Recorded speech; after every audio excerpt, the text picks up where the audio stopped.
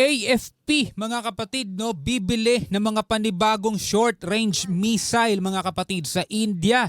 Ito'y pangdepensa natin mga kapatid at pandagdag sa pangangailangan syempre sa mga kagamitan ng ating mga kasundaluhan para sa pagtatanggol ng ating teritoryo, ng ating soberanya. Itong videong panonoorin natin ay mula kay Melvs Castle. Samahan ninyo ako mga kapatid, huwag niyong kalimutan mag-subscribe sa kanyang YouTube channel, nakalagay po ang link sa ibaba. At kung bago ka pa lamang dito at trip mo yung mga ganitong klaseng reaction video, syempre mga video na may kinalaman mga kapatid sa usaping West Philippine Sea, sa mga pangaharas ng China na lagi nating tinututukan mga tol. Huwag mo kalimutan mag-subscribe, click mo na rin ang notification bell para ma-notify ka whenever na may mga bago tayong reaction video tulad nito. Huwag na natin patagalin pa, panoorin na natin to mga tol. Pinalaga ng AFP ang iniiyak-iyak ng Chinese Foreign Ministry. Kinababahala kasi ng China ang inanunsyong panibagong deployment ng mas malakas na missile. Nako, eto na nga mga kapatid Dahil ang ating bansa mga kapatid ay nahaharap sa mga pangaharas sa mga threat na dinadala ng bansang China mga kapatid sa ating bansa. Kung naaalala ninyo ay sunod-sunod itong mga nahuling Chinese spy. Siyempre itinatanggi nila yon mga tol. Normal yon, itinatanggi nila. Pero sabi nga ng AFP, sabi nga ng NBI, meron silang mga pinanghahawakang matibay na ebidensya. At kitang-kita naman kung i-analyze natin mga tol, bakit sila maglalagay ng CCTV sa puno, military grade pa, talagang alam mo yun, sobrang linaw. Gayong tourist ka lang naman dyan sa lugar na yan, turista ka, ba't ka maglalagay ng CCTV? Tapos itututok mo sa dagat kung saan dumadaan yung mga Coast Guard natin, mga kapatid, So ngayon ay mas lalong naghihigpit mga tol ang ating mga otoridad, ang ating AFP, at mas lalo nilang tinututukan ang depensa natin. Kaya nga ito minomodernize nila ng mabilisan na. Bumibili tayo ng mga kagamitan natin. May mga paparating tayong mga panibagong barko mga tol, Tapos ito, iniiyak-iyak ngayon ng China. Alisin na daw natin yung Typhoon missile at nangako daw tayo sa kanila. Ang dami nilang sinasabi mga tol, pero isa lang ang dapat natin tandaan. Atin ang West Philippine Sea. At bilang isang Pilipino mga tol, kailangan nating suportahan ang ating mga kasundaluhan. Hindi tayo dapat naniniwala sa mga naratibo ng China. Yung mas advanced kaysa sa Typhoon missile. Kinakatakot yan ng China kaya nanawagan ulit tong mga incheck. Pakiusap lang alisin nyo yung mga missile na yan sa military base bukod sa pangako ng AFP. Sagot ni spokesperson Padilla, anong nangako kami sa inyong aalisan ng missile? Nasa ng pruweba? Wala. Again mga tol, ang naratibo ng China at mga pro-China, may commitment daw ang Pilipinas na aalisin natin itong Typhoon missile dito sa ating bansa mga kapatid. Yun daw ay commitment natin, yun ay pinapakalat nila. At huwag kayong maniniwala doon dahil ang mismong AFP na ang nagsabi, mismong National Security Council na ang nagsabi na wala tayong commitment sa kanila at hindi tayo nangakong aalisin ang Typhoon missile mga tol. Dahil unang-una ito ay ginagamit natin sa mga exercises natin, military exercises. Inaaral natin kung paano gamitin to dahil balak nga natin mag-acquire ng sarili nating ganito. At isa pa mga tol, lagi niyong tatandaan, hindi dapat nangengelam o nakikialam ang China sa kung ano man ang bibilhin nating missile o kung ano man ang idadagdag natin sa ating depensa. Gaya ng hindi natin pakikialam sa kung ano mang ginagawa nila sa kanilang mga kasundaluhan. Diba? Sa ng pruweba? Wala. Wala raw kasi talagang pinangakong AFP aalisin ang mga yan. Hindi namin boss si Xi Jinping at hindi kami tupa ng China. At hindi kami probinsya ng China, okay? As long as we are using it for these training purposes and the commitment to use this for our exercises, nandiyan siya. So tuloy-tuloy naman yung ating exercises with that because yung mga activities natin sunod-sunod din. Literal na nagpanik kasi ang China nang mabalitaan niya. Pero mas magagalit siguro tong Chinese Foreign Ministry dahil kasado na ang pagbili ng New Delhi, Feb 13, bago lang to India expects to sell short-range missiles to the Philippines this year in a deal worth more than $200 million. Indian sources told Reuters for New Delhi's second major defense export contract with Manila as tension grows with China. ng short-range missile system sa India. Oo, bibili ang Philippine Army ng panibagong missile system. Bukod pa yan sa planong bilhin ng AFP na Typhoon missile. Tapos ngayon may pinaplano rin tayo mga kapatid. Tuloy din yung plano ng Pilipinas na pagbili ng submarine. No? Hindi lang natin alam kung kailan mangyayari pero sana mangyari lahat ng yan. Para yan sa modernization ng ating sandatahang lakas. Siyempre, kung magkakagera, dapat handa tayo mapagbombahan. Oo naman. Malapitan man o malayuan. Oo naman. Ang short-range missile nga ay para sa West Philippine Sea. Samantala ang Typhoon missile ay para takihin ang mga military base ng kalaban. Kahapon, sinabi nga ng Chinese Foreign Ministry na aatakihin daw sila. Pagpalag spokesperson Francel Margaret Padilla, kung hindi tayo aatakihin, walang planong AFP gamitin to.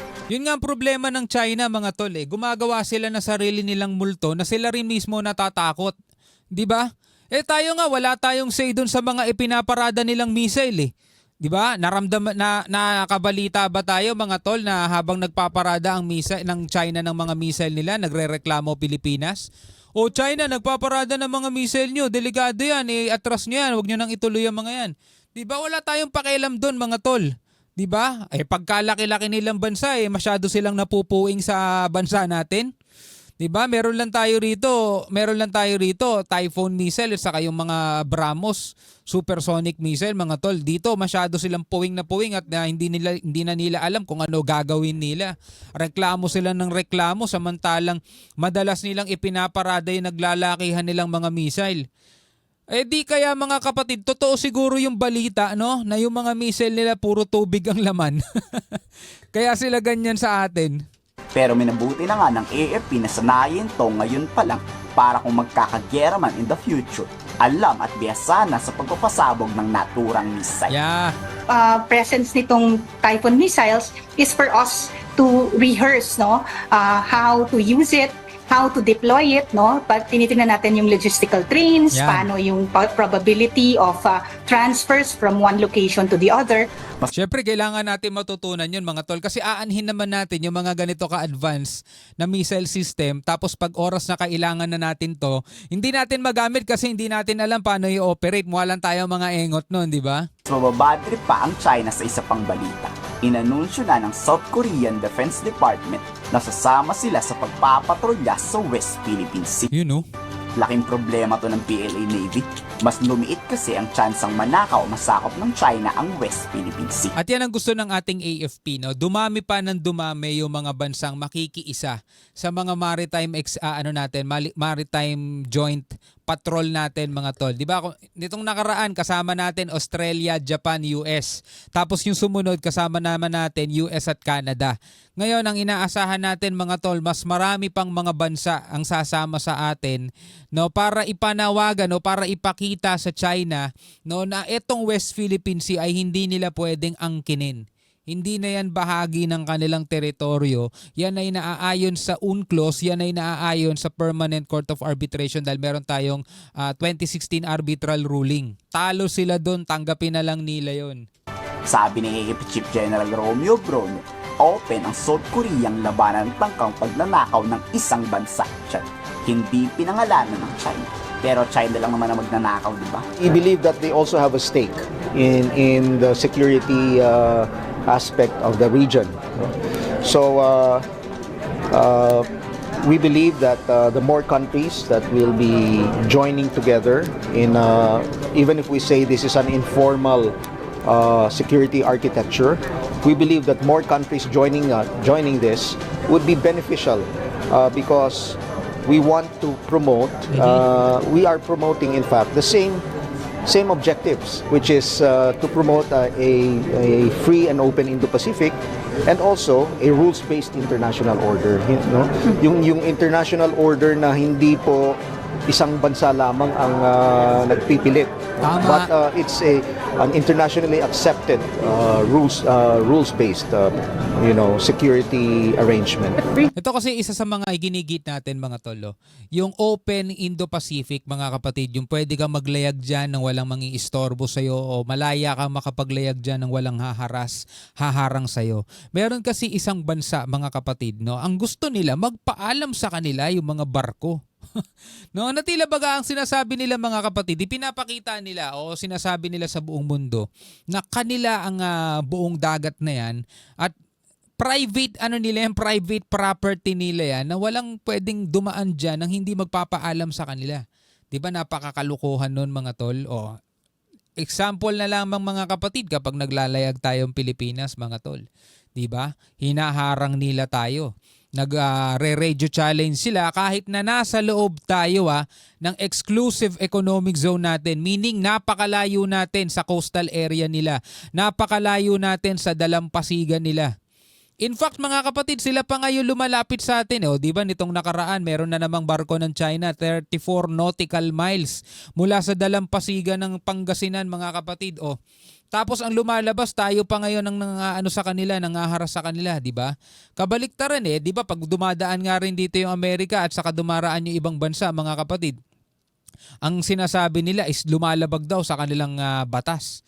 Itong nakaraan nga mga tol, muntikan na silang magkagera nitong Australia dahil nagpakawala na naman sila ng flare. No? Sa sa airspace ng international airspace yan, hindi nila pag-aari 'yun. Pero grabe kasi pagkagahaman nitong China mga tol. Iiyak na naman to panigurado ng China. Kayo, anong masasabi nyo na madaming pumapabor sa Pilipinas? Yan talaga, maraming papabor mga kapatid kapag ikaw talaga nasa tama.